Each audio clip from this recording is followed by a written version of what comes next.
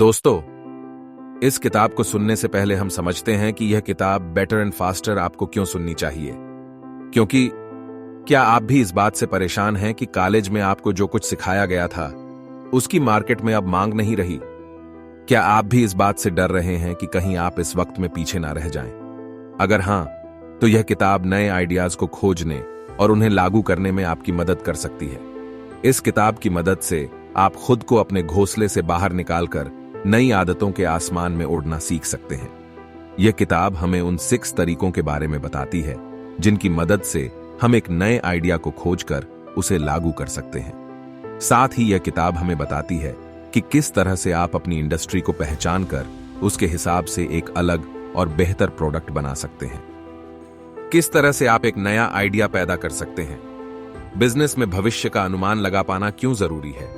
वो कौन से तरीके हैं जिन्हें अपनाकर एक कंपनी कामयाब बन सकती है? अब एक एक करके हम सभी पार्ट्स को समझते हैं। पार्ट 1, कामयाब होने के लिए प्रेजेंट में जीना बहुत जरूरी होता है। ज्यादातर लोगों को लगता है कि कामयाबी हासिल करने के लिए जिन खूबियों की जरूरत होती है उनमें वे सारी खूबियां हैं। हालांकि खुद पर भरोसा करना अच्छी बात है, लेकिन कभी कभी इस तरह से भरोसा करना हमारे लिए कुछ समस्याओं को पैदा कर देता है जो हमारे नाकाम होने की वजह बनती है। आइए कुछ तरह की समस्याओं को जानें। सबसे पहली समस्या होती है कॉम्प्लिकेंसी। इसका मतलब होता है अपनी पिछली कामयाबी को याद कर करके खुद को शाबाशी देते रहना।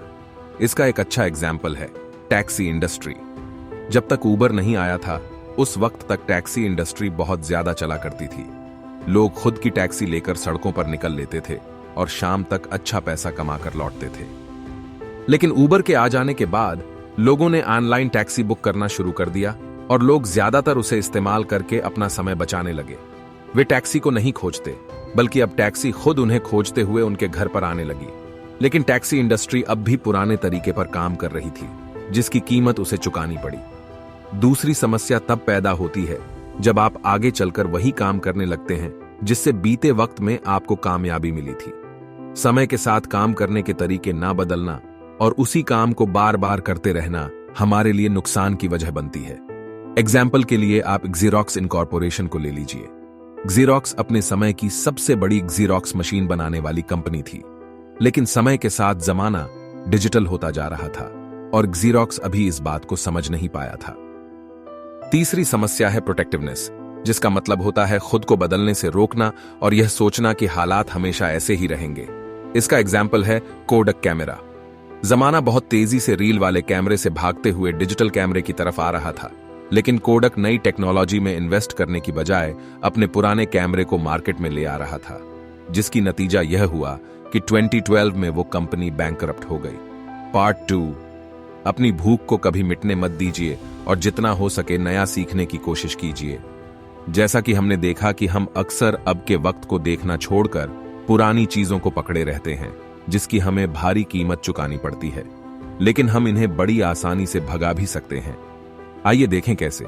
सबसे पहले तो आप अपने अंदर कभी ना खत्म होने वाली भूख को पैदा कीजिए, ताकि आप हर वक्त बाहर निकलकर कुछ अलग अलग तरह के मौके को खोजते रहें, जिससे कि आपकी भूख मिट सके। इसका अच्छा एग्जाम्पल अमेजॉन और नेटफ्लिक्स हैं। यह दोनों कंपनियां समय समय पर अलग अलग तरह की सुविधाएं अपने ग्राहकों के लिए लेकर आते हैं। अमेजॉन सिर्फ सामान बेचने को छोड़कर अब म्यूजिक, मूवीज भी बेचता है।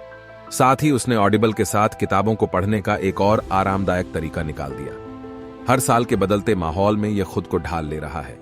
इसके बाद आप हर बार बाहर निकलकर यह जानने की कोशिश कीजिए कि इस समय मार्केट में क्या नया चल रहा है। आप यह पता करने की कोशिश कीजिए कि आपके ग्राहकों को इस समय क्या पसंद आ रहा है, ताकि आप एक काम को बार बार एक तरीके से ना करके अलग अलग तरीके से करें। इस तरह से आप समय के साथ अपने काम करने के तरीके को भी आगे लेकर चल सकते हैं। इससे आपको अपने दिमाग के नए हिस्सों को इस्तेमाल करने का मौका मिल सकता है और आपको अपनी कुछ खास खूबियों के बारे में पता लग सकता है। इसके बाद आप अपनी पुरानी पर्सनैलिटी को बर्बाद करने के लिए हमेशा तैयार रहिए। इसका मतलब है किसी भी चीज के साथ चिपक कर मत बैठिए, खुद को समय के साथ बदलते रहिए। पार्ट 3, मार्केट के ट्रेंड को पहचान कर मिलाना या बांटना सीखिए। यहां से हम उन 6 तरीके की बात करेंगे जिनका इस्तेमाल करके आप प्रतियोगिता को खत्म करके अपना एक अलग ब्रांड बना सकते हैं। इस सबक में हम पहले दो के बारे में बात करेंगे, जिनका नाम है मिलाना और बांटना। मिलाने का मतलब है कि मार्केट में हो रही उथल पुथल का फायदा उठाकर या ग्राहकों की चल रही पसंद का फायदा उठाकर कुछ ऐसा बनाना जिससे कि आप उनके दिमाग पर छा सकें और खुद को प्रतियोगिता से अलग कर सकें। आप चाहें तो अलग अलग तरह के ट्रेंड का इस्तेमाल कर सकते हैं। एग्जाम्पल के लिए आप आईफोन के एक ऐप को ले लीजिए जिसका नाम है ज़ॉम्बीज़ रन। जैसा कि हम अपने आसपास देख सकते हैं कि हर कोई चाहता है कि वो अपनी सेहत पर ध्यान दे। सेहत का मार्केट बहुत बड़ा है, इसलिए आईफोन ने इसका फायदा उठाकर एक फिटनेस ऐप बनाया। साथ ही लोगों को ज़ॉम्बीज़ बहुत पसंद होते हैं, अब चाहे वो कोई गेम हो या मूवी। इन दोनों ट्रेंड को उसने जीपीएस से मिलाया और एक जॉगिंग ऐप बना दिया जो कि ग्राहकों को बहुत पसंद आ रहा है। इसके बाद आप बांटना सीखिए। इसका मतलब होता है कि आप कुछ ऐसा अलग कर दीजिए जिससे कि आप भीड़ से अलग हो जाएं। आप चाहें तो एक ऐसी सुविधा दे सकते हैं जिसकी नकल कर पाना लगभग नामुमकिन हो, या फिर एक ऐसी चीज अपने ग्राहकों को दे सकते हैं जिसे इस्तेमाल करते वक्त उन्हें लगे कि वे सबसे अलग लग रहे हैं। एग्जाम्पल के लिए आप गूगल को ले लीजिए, जिसका सर्च एल्गोरिथम इतना ज्यादा अच्छा है कि उसकी नकल कोई नहीं कर पाता। इसके लिए आपको सबसे पहले अपनी सबसे बड़ी कमजोरी को पहचान कर उसे अपनी सबसे बड़ी ताकत में बदलना होगा। आपको यह देखना होगा कि आप अपने ग्राहकों को ऐसा क्या दे सकते हैं जिससे या तो उनकी जिंदगी बहुत ज्यादा आसान हो जाए, या फिर वे आपके प्रोडक्ट को इस्तेमाल करते वक्त यह महसूस करें कि वे सबसे अलग लग रहे हैं। पार्ट 4, खुद को प्रतियोगिता से अलग करने के लिए साइक्लिकलिटी और रीडायरेक्शन का इस्तेमाल कीजिए। इस पार्ट में हम उन तरीकों की बात करेंगे जो भविष्य का अनुमान लगाकर काम करने में हमारी मदद करते हैं। ये दो तरीके हैं, साइक्लिकलिटी और रीडायरेक्शन। इन तरीकों की मदद से हम इस समय चल रहे ट्रेंड या मार्केट की हालत को देखकर यह पता लगाते हैं कि भविष्य में इसके हिसाब से क्या हालात हो सकते हैं। एक बार हमें यह पता लग जाए तो हम भविष्य जानकर उसके लिए खुद को तैयार कर सकते हैं। सबसे पहले हम साइक्लिकलिटी की बात करते हैं। आपने शायद यह सुना हो कि इतिहास खुद को दोहराता है। साइक्लिकलिटी शब्द का मतलब यह है कि यहां पर सब कुछ एक साइकिल में चलता है। एक घटना के घटने के बाद दूसरी घटना का पता लगाया जा सकता है अगर हमारे पास सही जानकारी हो तो।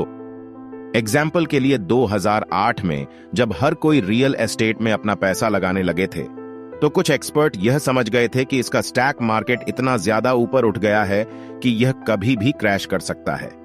इस घटना को देखकर उन्होंने भविष्य का अंदाजा लगा लिया और खुद को उसमें इन्वेस्ट करने से बचा लिया। इस तरीके का इस्तेमाल फैशन की कंपनियां करती हैं। वे मार्केट को देखकर यह पता लगाने की कोशिश करती रहती हैं कि आने वाले वक्त में ग्राहकों को किस तरह का फैशन पसंद आएगा, फिर वे उसके हिसाब से अपने प्रोडक्ट को लॉन्च करती हैं। इसके बाद का तरीका है रीडायरेक्शन। इस शब्द का मतलब है दिशा को बदलकर ठीक करना। यहां पर इस शब्द का मतलब है कि वो चीजें जो इस समय ग्राहकों को पसंद नहीं आ रही हैं, उन्हें किसी और तरह से पेश करके उनके सामने लाना कि वे उसे पसंद करने लगें। इसमें हम कुछ इस तरह से काम करते हैं कि हम एक नेगेटिव चीज को अच्छा बनाकर लोगों के सामने लाएं। इसके लिए आपको मार्केटिंग की अच्छी जानकारी होनी चाहिए। आपको पता होना चाहिए कि लोग असल में क्या चाहते हैं और आप अपने प्रोडक्ट में किस तरह का सुधार करके उसे ग्राहकों की नजर में अच्छा बना सकते हैं। पार्ट 5, अपने प्रोडक्ट्स को कम करके आप तेजी से आगे बढ़ सकते हैं। ज्यादा का मतलब हमेशा अच्छा नहीं होता। अगर आपके पास ज्यादा प्रोडक्ट्स होंगे तो आप अपना ध्यान किसी एक पर अच्छे से नहीं दे पाएंगे। इसलिए सबसे पहले अपने मार्केट को पहचानिए और उसके हिसाब से एक प्रोडक्ट को चुनिए। आप यह देखिए कि ग्राहकों को कौन सा प्रोडक्ट ज्यादा पसंद आ रहा है और क्यों। सबसे पहले एक छोटे मार्केट में अपने उस खास प्रोडक्ट को लोगों तक पहुंचाइए और देखिए कि क्या उन्हें वह पसंद आता है। फिर आप धीरे धीरे अपने मार्केट को बढ़ा सकते हैं। बहुत से प्रोडक्ट मार्केट में ऐसे हैं जो हर तरह के ग्राहकों को छोड़कर बस एक खास तरह के ग्राहकों पर ध्यान देते हैं। वे कुछ ग्राहकों पर खास ध्यान देकर बहुत फायदा कमाती हैं। एग्जाम्पल के लिए आप कुत्तों का खाना बेचने वाली कंपनियों के ले लीजिए। वे उन पर ध्यान नहीं देते जो बिल्लियां पालते हैं और ना ही उन पर जो कुछ नहीं पालते। उनका खास ध्यान सिर्फ उन लोगों पर होता है जो कुत्ते पालते हैं। इसके बाद आता है रफ्तार को बढ़ाना। इसमें आप अपने प्रोडक्ट की कुछ खास खूबियों को पहचान कर उनके बारे में अपने ग्राहकों को बताते हैं। इसमें आप अपने ग्राहकों को यह बताने की कोशिश करते हैं कि आपका प्रोडक्ट बाकी की कंपनियों के प्रोडक्ट से क्यों अच्छा है और लोगों को आपका प्रोडक्ट क्यों इस्तेमाल करना चाहिए। इस तरह से आप उनका ध्यान खींचकर, उनका भरोसा जीतकर बहुत तेजी से आगे बढ़ सकते हैं। पार्ट 6, अपनी इंडस्ट्री को पहचान कर अपना ध्यान उस पर लगाइए। एक बार आप उन 6 तरीकों को समझ जाएं, तो आप किसी भी मार्केट में अपना एक खास प्रोडक्ट लॉन्च करके उसे कामयाब होता हुआ देख सकते हैं। लेकिन उसके लिए सबसे पहले आपको एक आइडिया चाहिए होगा, और साथ ही उन आइडिया को आइडिया से हकीकत में लाने का तरीका भी चाहिए होगा। जब आप एक नया आइडिया खोजने के लिए निकलें, तो आप जितनी ज्यादा रिसर्च करें, उतना ज्यादा अच्छा होगा। आप सिर्फ अपने आसपास की चीजों को ना देखकर यह देखिए कि किस तरह से आप एक बेहतर आइडिया बना सकते हैं। आप चाहें तो 2 या 2 से ज्यादा आइडियाज को मिला सकते हैं। आप चाहे किसी भी तरह का प्रोडक्ट बेचिए, आपको भविष्य का अनुमान लगाना आना चाहिए। आपको यह पता होना चाहिए कि आने वाले समय में लोगों को क्या पसंद आएगा, और उससे भी पहले यह पता होना चाहिए कि क्या उन्हें आपका प्रोडक्ट हमेशा पसंद आएगा। खास तौर पर अगर आप फैशन इंडस्ट्री में काम कर रहे हैं, तो आपको इसमें माहिर बनना होगा। फैशन बहुत तेजी से बदलता रहता है। जब तक एक फैशन इंडस्ट्री एक फैशन को पहचान कर उसके हिसाब से कपड़े बनाकर मार्केट में अपने ग्राहकों तक पहुंचाती है, तब तक वो फैशन पुराना हो चुका होता है। इसलिए इस तरह की इंडस्ट्री में अगर आप भविष्य का अनुमान लगाना नहीं जानेंगे, तो आप कभी कामयाब नहीं हो पाएंगे। कपड़े बनाने वाली एक कंपनी ज़ारा सिर्फ 14 दिन के अंदर एक नए फैशन को पहचान कर उसके हिसाब से कपड़े बनाकर मार्केट में ले आती है, और इस तरह से वो कामयाब है। आने वाले समय में 3D प्रिंटिंग से कपड़े बनना शुरू हो सकता है। इसका मतलब यह है कि जो कंपनियां अभी से इस टेक्नोलॉजी को अपनाने की कोशिश करेंगी, वे भविष्य में कामयाब होंगी। कुल मिलाकर अब इस पुस्तक के निष्कर्ष मतलब कंक्लूजन पर आते हैं। कंक्लूजन: इस बदलते वक्त में किसी भी एक चीज या एक आदत से चिपके रहना बहुत नुकसानदायक हो सकता है। खुद को हमेशा नए आइडियाज और नई आदतों को अपनाने के लिए तैयार रखिए, और कभी भी अपने पुराने व्यक्तित्व को खत्म करने में हिचकिचाइए मत। मार्केट में घूम घूम कर अपने ग्राहकों में चल रहे ट्रेंड को पहचानने की कोशिश कीजिए। इस वक्त के हालात को देखकर भविष्य के लिए खुद को तैयार कर लीजिए, ताकि आप प्रतियोगिता से बाहर रह सकें। उन चीजों पर ध्यान दीजिए जो खुद को दोहरा सकती हैं, ताकि आपको एक नया मौका मिल सके। तुरंत काम कीजिए, क्योंकि नए मौके हमेशा नए नहीं रहेंगे। यह पता करने की कोशिश कीजिए कि आगे क्या हो सकता है, ताकि आप प्रतियोगिता से आगे रह सकें। दूर तक देखने की कोशिश कीजिए, वहां तक मत देखिए जहां तक सब लोग देख रहे हैं, बल्कि वो देखने की कोशिश कीजिए जो वे नहीं देख पा रहे हैं। अब यहां यह पुस्तक ऑडियो बुक समरी खत्म होती है। हमारी अन्य ऑडियो बुक समरी सुने और जीवन बदले। धन्यवाद।